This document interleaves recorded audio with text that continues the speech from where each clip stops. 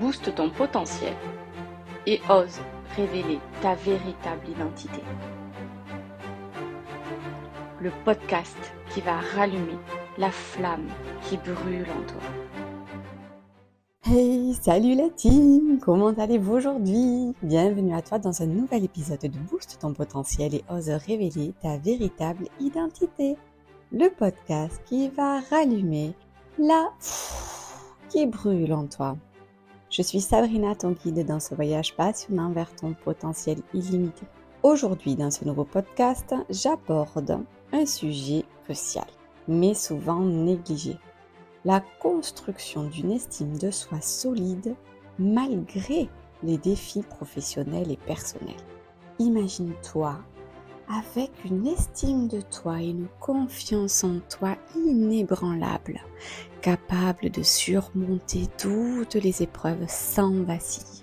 Oui, c'est possible. Et je vais te montrer comment y parvenir, alors reste jusqu'au bout. Tu en veux plus? Abonne-toi à cette chaîne et active la cloche. Mets un pouce bleu pour recevoir les notifications et faire partie de la Dream Team des super-héros du quotidien. Ça me permettra de rendre cette chaîne visible auprès des personnes qui en ont le plus besoin. Gratitude sur toi.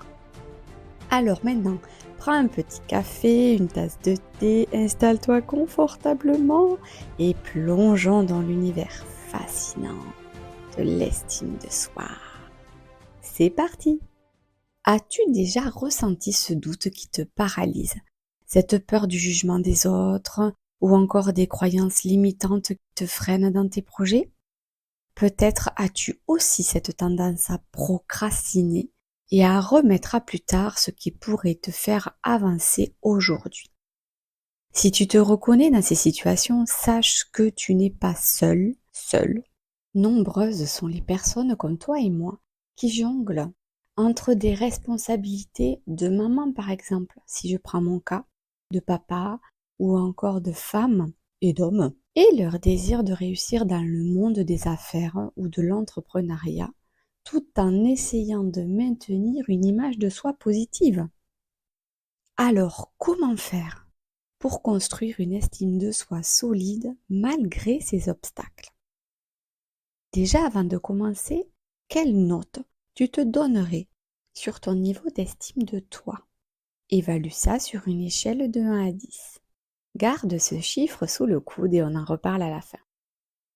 Maintenant, je vais te parler de 7 étapes clés pour t'aider à franchir la première étape pour retrouver une bonne estime de toi.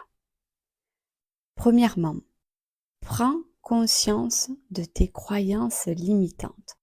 Pourquoi? Parce qu'en fait, si tu identifies ces pensées négatives qui te freinent, elles le feront de moins en moins souvent. Et surtout, tu vas te rendre compte que ce sont des perceptions erronées de la réalité.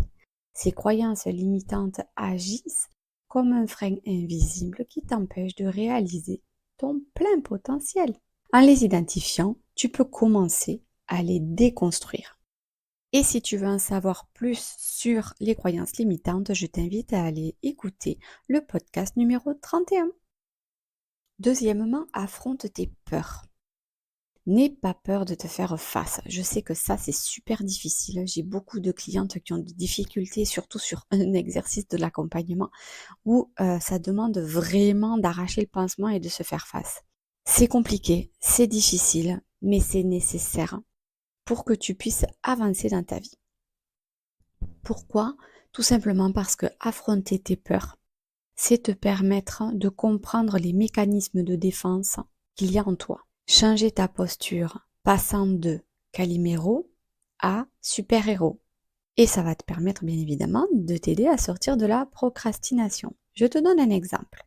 Si par exemple tu as peur des araignées, donc là je te donne mon exemple à moi, il n'y a pas plus concret que concret, peu importe leur taille et que ça fait des années que ça dure, tu peux très bien te dire, puisque moi c'est ce que je me suis dit, de toute façon je suis arachnophobe, je le serai toute ma vie, ça va pas changer.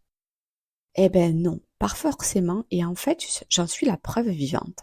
Moi qui suis arachnophobe mais depuis j'ai l'impression depuis que je suis née, clairement. J'ai vécu des choses, mais je pense que mes amis pourraient te raconter des anecdotes assez extraordinaires où je me retrouve par exemple sur le canapé à poil parce que je viens de sortir de la salle de bain en hurlant parce qu'il y a une araignée dans la douche.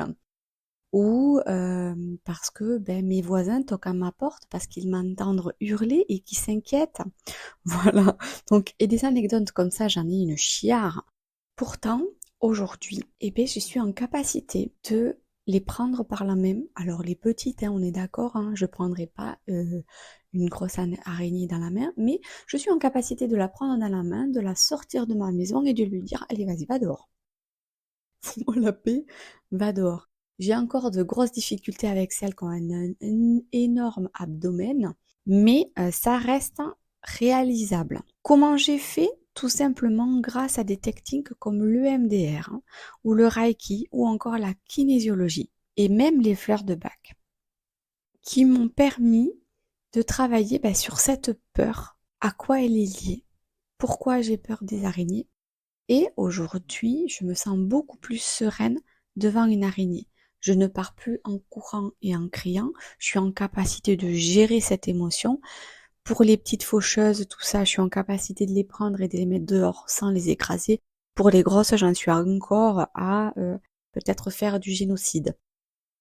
Tout ça pour t'expliquer que rester dans tes pleurs et croire que tu ne peux rien changer est non fondé. Tu es maître de ta vie et de tes choix. Il est de ta responsabilité de mettre des plans d'action ou de trouver des solutions pour que les choses changent. Parce que le changement peut être bon pour toi.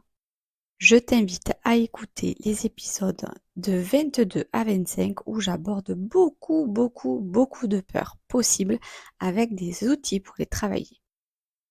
Troisième étape, on se fixe des objectifs réalistes, bien évidemment. Si vraiment tu as des difficultés, je t'invite à fractionner tes grands projets en petites étapes atteignables pour éviter cette procrastination. Pourquoi? Parce que des objectifs clairs et réalisables vont te permettre de mesurer tes progrès et de te donner le sentiment d'accomplissement, renforçant ainsi ta confiance et ton estime de soi dans la réalisation de ton projet. Par exemple, si tu veux améliorer tes compétences en communication, commence par participer à un atelier ou à un groupe de discussion par exemple. Chaque petite victoire va te permettre de te rapprocher de ton objectif. En contre-exemple, si tu te fixes des objectifs irréalisables, bien évidemment, comme devenir un expert dans la communication en une semaine, ça va t'amener à l'abandon de ton projet et à la frustration tout simplement. Donc, je t'invite à écouter l'épisode 14, bien évidemment, qui te permet de créer un objectif SMART. Ensuite, quatrième étape, pratique l'autocompassion. Sois bienveillant avec toi-même. Reconnaître tes efforts et tes réussites est essentiel pour renforcer ton estime de toi. Être bienveillant avec soi-même t'aide à surmonter les échecs, à te relever plus rapidement. Par exemple, si tu fais une erreur au travail avec un client, au lieu de te critiquer sévèrement, rappelle-toi que tout le monde fait des erreurs et que c'est une opportunité d'apprentissage. Peu importe que tu sois un homme, une femme, que tu sois papa, maman, chef d'entreprise, on se met la barre tellement haute et on travaille 10 fois plus dur que si on est salarié quand on est à son compte, je m'en rends compte vraiment. Car si l'argent ne rentre pas, on n'a pas de plan B. Mais aie confiance en ton projet. Sois patient, car l'univers t'apporte toujours ce dont tu as besoin au moment où tu en as besoin. C'est ça qui est magique. Même si parfois c'est inconfortable, il y a toujours une issue positive, même dans une impasse. On est en capacité de faire demi-tour et de changer notre itinéraire. Et c'est ok. Te critiquer constamment et te blâmer pour chaque petit échec ne fera que diminuer ton estime de toi et te décourager. Cinquième étape, crée-toi un réseau de soutien positif. Bien évidemment, s'entourer de personnes positives et encourageantes te donne de la force et te rappelle tes qualités et tes réussites. Par exemple, rejoins des groupes d'entrepreneurs si tu es entrepreneur ou de salariés comptables ou peu importe ton domaine. L'idée ici est de partager tes expériences et de recevoir leur soutien. Fais en sorte que les 5 personnes les plus proches de ton cercle de confiance soient des personnes qui te tirent vers le haut. Car rester entouré de personnes négatives qui critiquent constamment ou minimisent tes réussites peut être destructeur pour ton estime de toi. Je t'invite à écouter l'épisode 16, en plus des objectifs 2025, pour créer un réseau qui va te permettre de pouvoir être toi et augmenter ton estime de toi.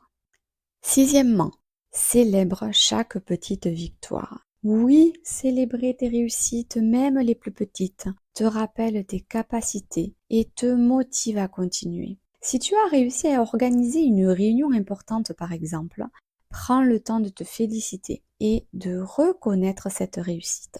Va jusqu'au bout des choses, même si en cours de route tu n'y crois plus, persévère, réessaye, analyse, avance. Les erreurs sont merveilleuses car elles nous rapprochent de notre objectif et nous devrions aussi les célébrer.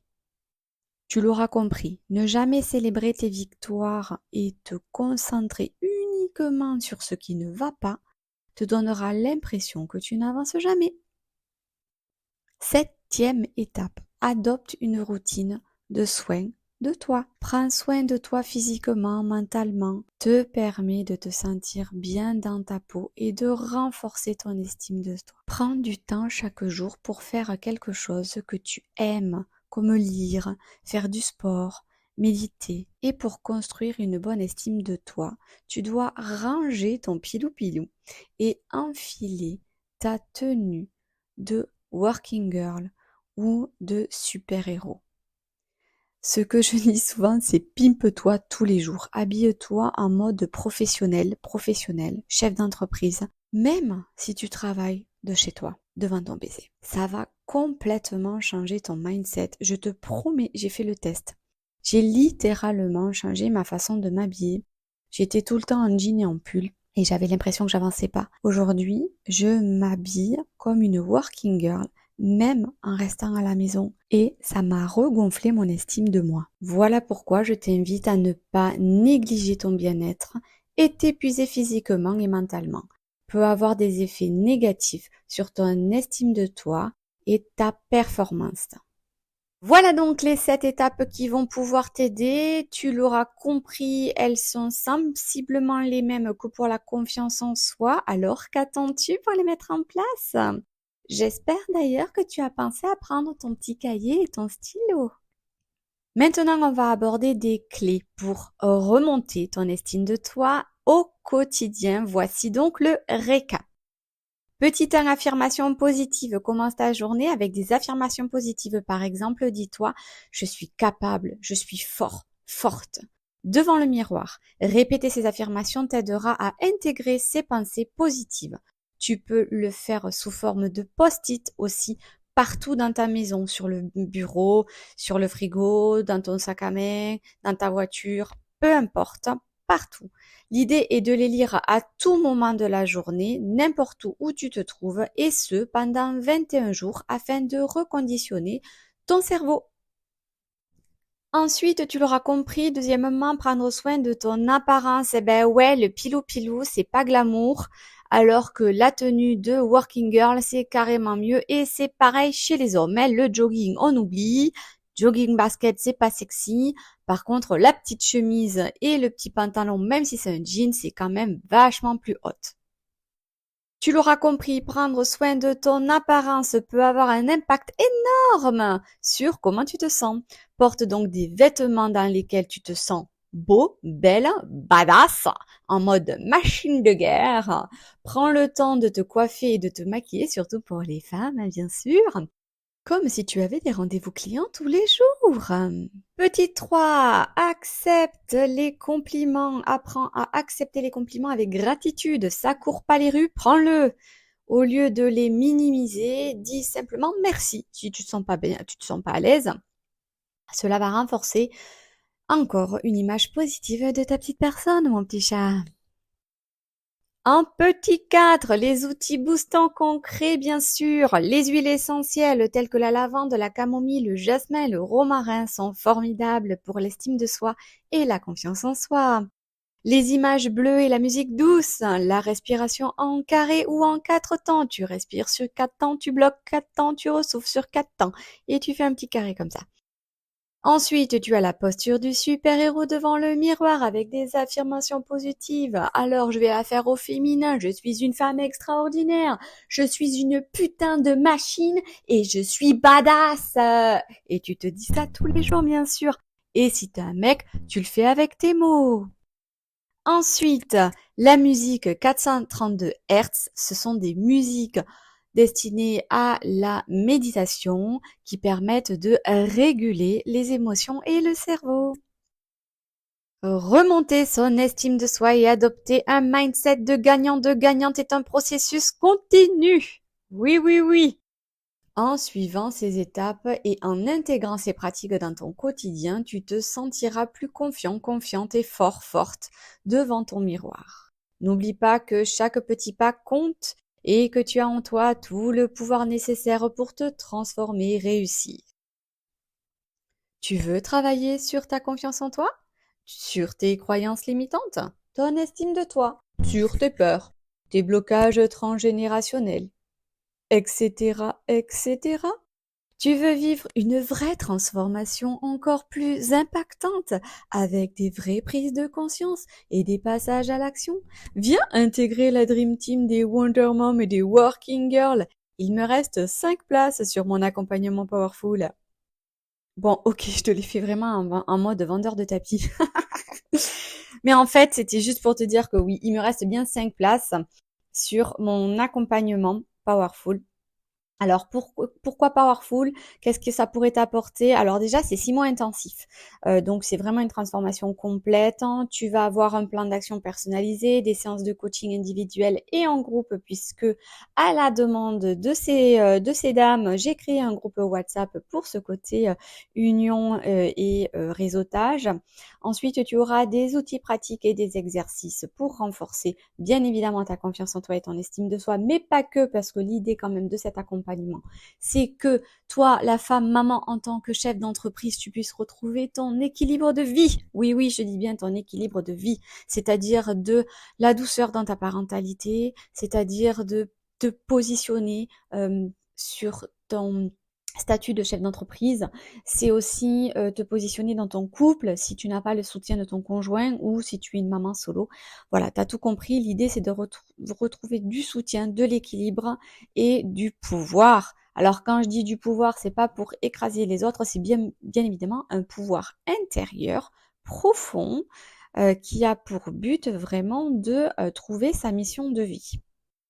Et bien évidemment, tu auras un soutien continu et sans faille puisque je te l'ai dit, j'ai créé un groupe WhatsApp, il est ouvert 7 jours sur 7, 24 heures sur 24 et je te réponds comme je répondrai à ma meilleure amie.